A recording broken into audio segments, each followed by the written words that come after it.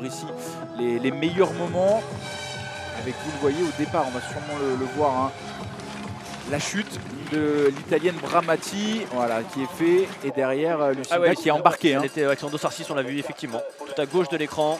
C'est le seul moment où on a eu une course groupée parce que vous le voyez dès les premiers mètres, Cavalier seul.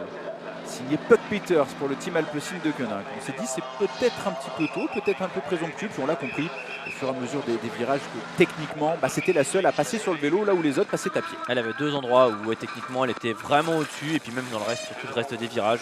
On l'a vu parfois souvent à la limite, mais voilà, ça tenait et on s'était dit dès le début, hein, elle est au-dessus, elle est sur notre planète.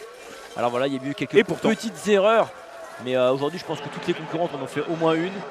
Et je pense que c'est la seule erreur que l'a fait Puck Peters aujourd'hui parce que tout le reste du temps après on a vu vraiment une démonstration technique. Un circuit New Look que l'on trouvait un petit peu long, c'est vrai, 3 km 25, on voit les chutes de Shirin Van Anrooij, ce fameux virage piégeux, ça part à la faute pour Fem Van Empel. De toute façon tout le monde aujourd'hui est parti à la faute. Les organisateurs nous avaient promis qu'en enlevant le Tennotsberg, le circuit serait toujours aussi difficile. Il est toujours aussi difficile, qui plus est avec des conditions climatiques comme celles d'aujourd'hui. On a dit un nouveau tracé rendu d'autant plus compliqué avec les conditions. Même les meilleurs, hein, Céline Del Carmen Alvarado, Denise Betsema, on est sur des œufs pour tout le monde.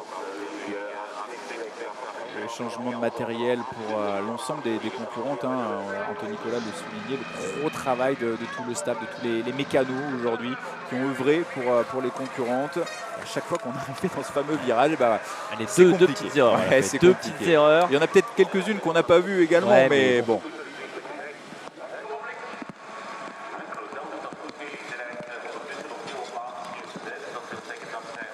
Céline Del Carmen Alvarado qui aura longtemps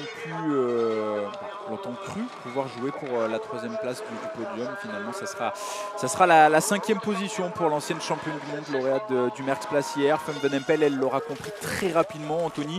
Je pense à l'issue, peut-être pas du premier tour, mais du moins du deuxième, que aujourd'hui elle ne reverrait pas la championne d'Europe espoir.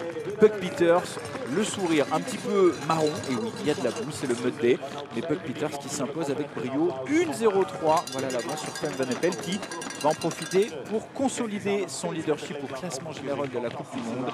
Shirin Van Anrooij après sa victoire à Bexøbergen qui prend la 3e place, et on souligne